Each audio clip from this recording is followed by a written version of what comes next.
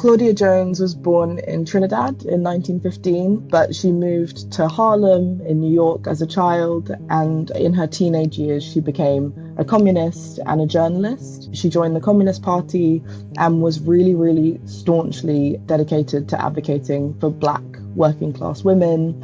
She was also staunchly anti-imperialist in her analysis. Because of those communist activities, she was convicted of what were called un-American activities by the US government, and she was deported to Britain. This is a really interesting fact about Claudia Jones that kind of touches on the instability of Britain's borders at the time, because she was from Trinidad, but she was deported to Britain because Britain was seen as the mother country and completely connected to Trinidad. I think that Claudia Jones's background is really interesting when we're looking at the foundations of Carnival. She was a Marxist, she was an anti-imperialist, she was a working class Caribbean Black woman who had seen various ways that Black and colonized people across the world had been treated. She had a really materialist analysis of issues that affected the Black community and Black women internationally. The population at large, because of the whole propaganda against the West Indians,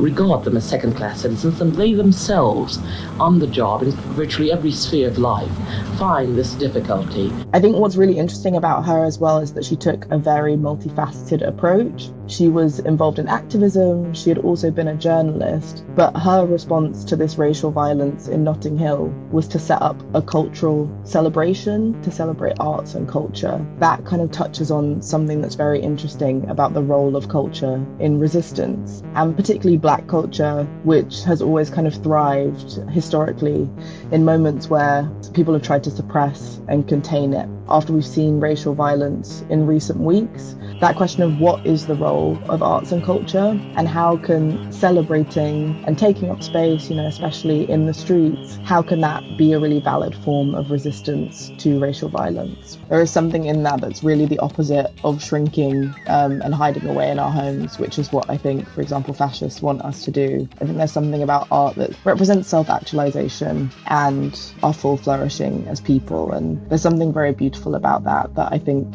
is what Claudia Jones was getting at, and something that we can carry with Carnival today.